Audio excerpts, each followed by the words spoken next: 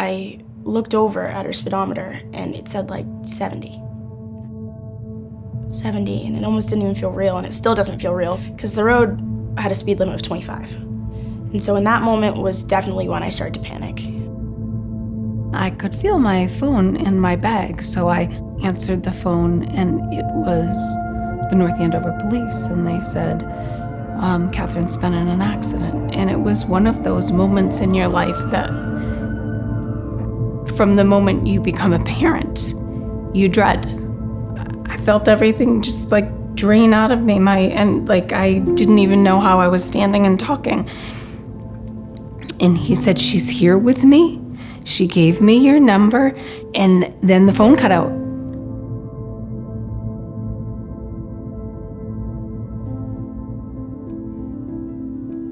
Margaret and I met in college. We got married soon after college. Both had our careers going, decided to have children. So the story of Katherine is beautiful. I always say the stars and moon aligned. She was placed into our arms when she was 5 days old. She was, right from the get-go, strong and engaging, smiling, and happy. We were so excited when Katherine came into the family. And in fact, I was the first one down to the car. I just could not wait to meet her when she first came to the house. From the time she was little, she was always on the move. We went from, Tiny Toons singing classes to dance classes and ballet and baseball and gymnastics and soccer and lacrosse. Oh, Katherine is like a light, She is just an absolutely beautiful person. She's witty, she's fun, she's compassionate, she's smart, she's family-oriented. She's just really an incredible person. She was the type of kid, she never really played with dolls. She wasn't that type of kid. She was just, if you're in the yard and you wanted to shoot hoops, or we've got the soccer wall in the back, if you wanted to do yard work, you're building a patio or work in the yard. Not a kid that could sit down at all. Just on the go, and just happy to be around, happy to be with people. We took her to start playing soccer, I think around 2.5. She probably started gymnastics at 3.5. She just had that athletic talent. Anything that she really tried to do from an athletic perspective, she would just naturally take to it and excel. I'm Katherine. I'm a freshman at Northeastern University. The relationship I have with my parents, I guess there's only really one word to describe it, and it's that they're my best friends. Growing up as an only child, I didn't have a sibling to lean on or to just spend all my time with, and it was always one of my parents. My dad was my first soccer coach, and my mom, I spend every waking moment with her when I'm at home, and the bond that we have is super strong. I think in my decision to pick soccer over other sports, I think it definitely started in middle school when I had to decide between soccer and gymnastics. I had done both of them since I was like 3 years old, and it was a really, really hard decision because I did love both of them. I was so passionate about soccer and I was getting really good at it, so for me to be able to stay healthy and do something I love and be good at it, it was kind of a no-brainer decision. And I think her goal really through the whole thing was to play college soccer. I've always been the type of kid that it's go big or go home, and I want to be the best of the best, so if that meant I had to push myself and spend 18 hours a day on the soccer field to go play Division I was going to do it. From my sophomore year on, I couldn't have been more excited. All I wanted to do was go to college because I just couldn't wait to be a part of, be a Husky and be a part of that community. So it was September 11th in 2019, and it was a spectacular day. Well, I was in Atlanta.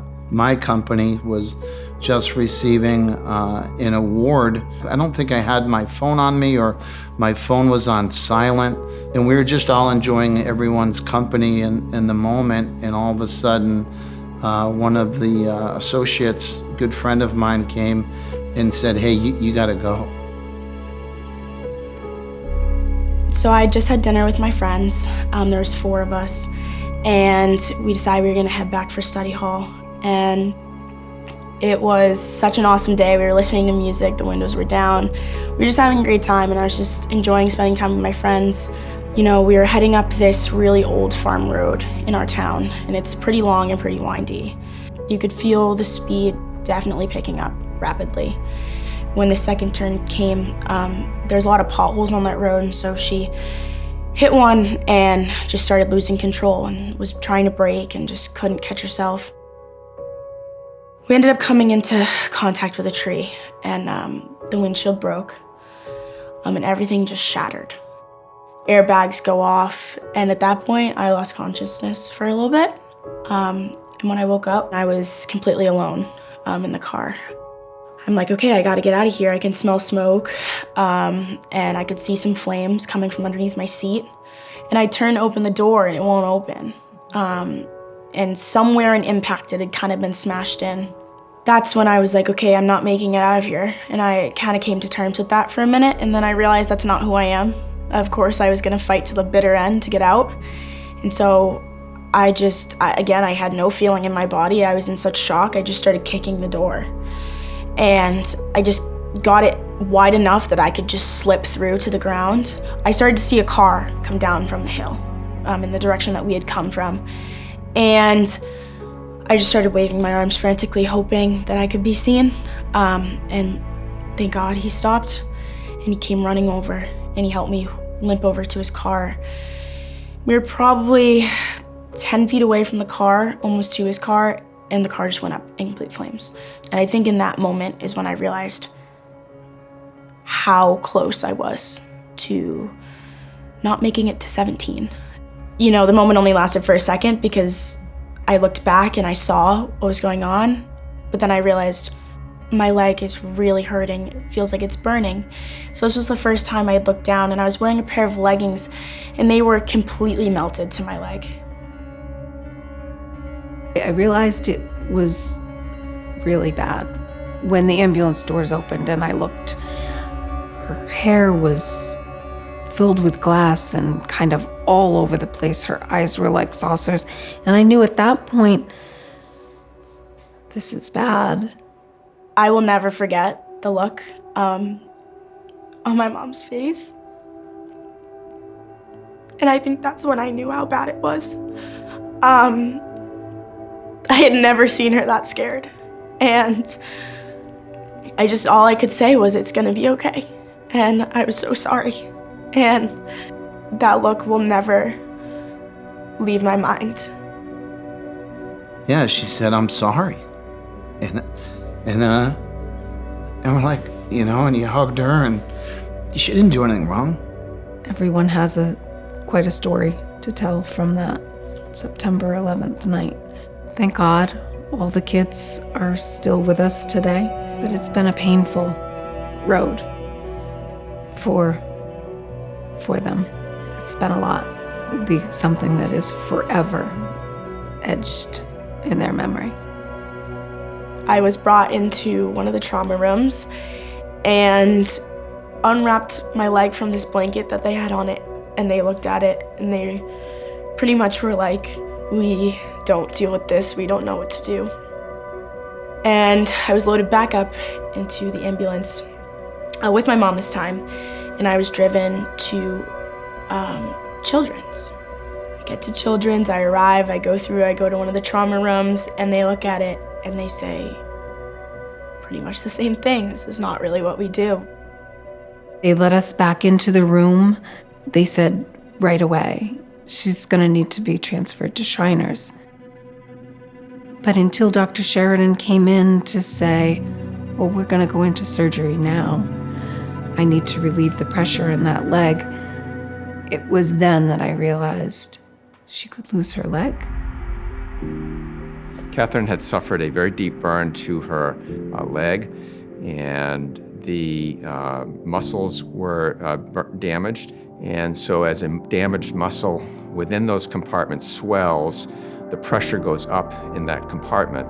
And the only treatment for that to, salvage the the limb is to release the compartments so that the muscles can swell without constraint and still have their blood supply. So that was the procedure that we did that night.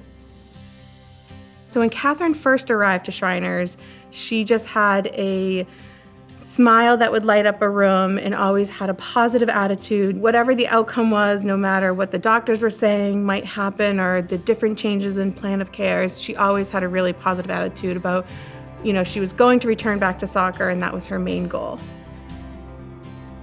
Well, people like Katherine are fun to take care of because they really want to get better.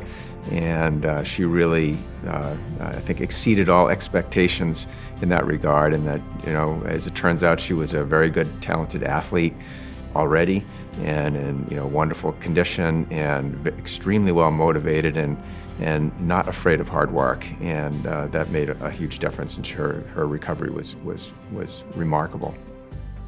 With her particular accident, I had heard that there were possibilities of leg amputation, major surgeries, and in my head I said, this poor girl is gonna be devastated.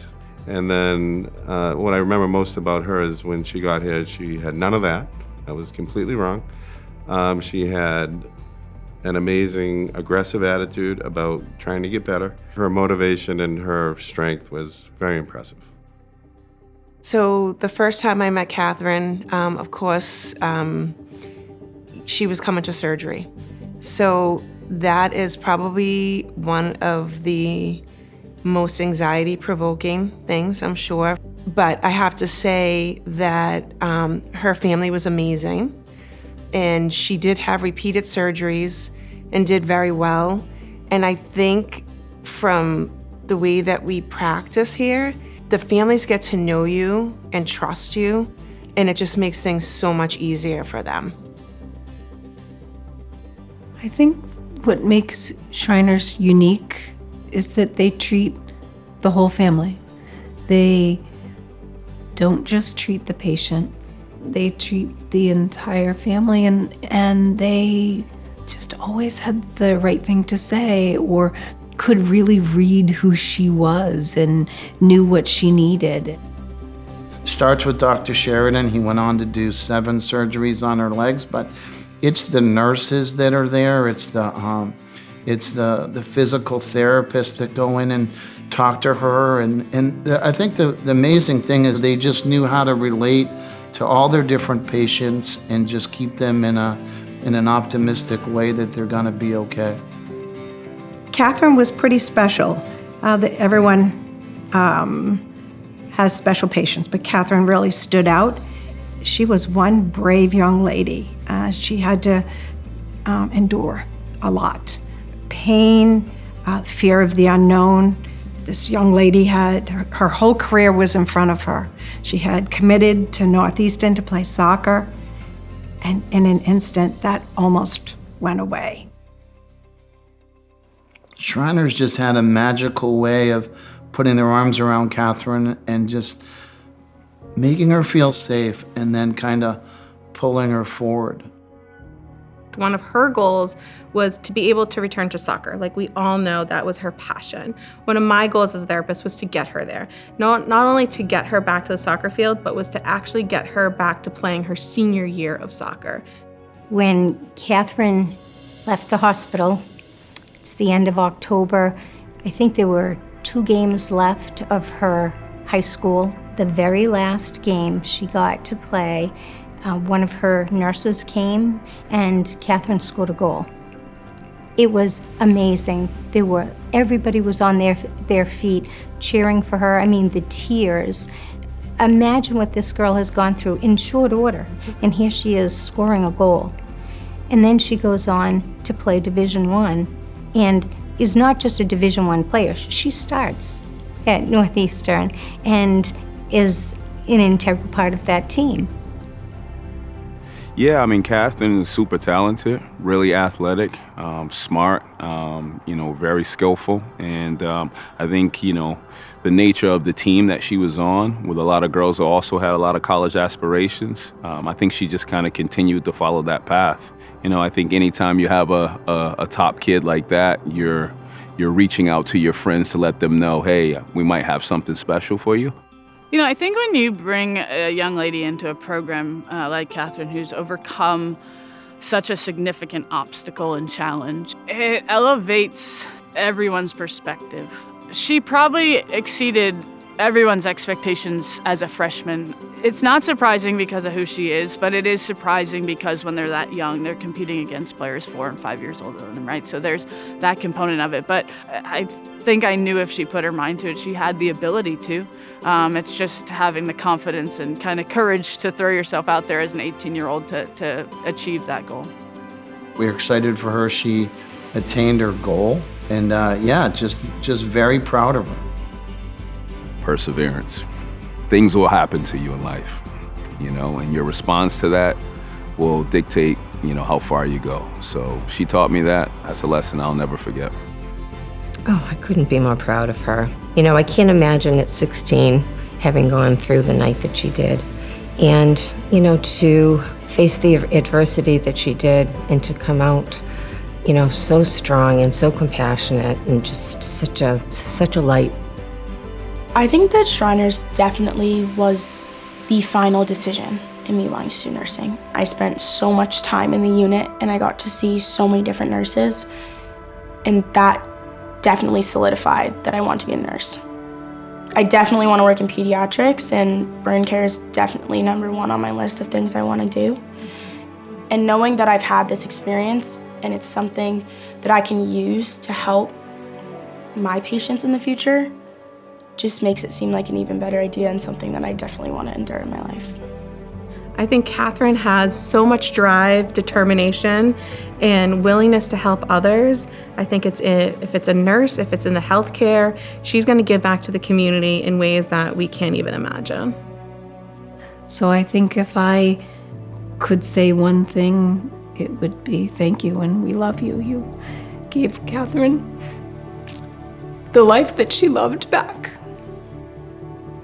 Something my dad and I always talk about is how different this outcome could have been if I wasn't at Shriners, and I think that goes directly to the Shriners themselves. And if they don't do what they do, and if they haven't done and donated and done everything that they've done for these kids, not only my life, but a lot of lives would be different. I hope that they see this and know, okay, this is what I do for. And just without them, none of this would have been possible.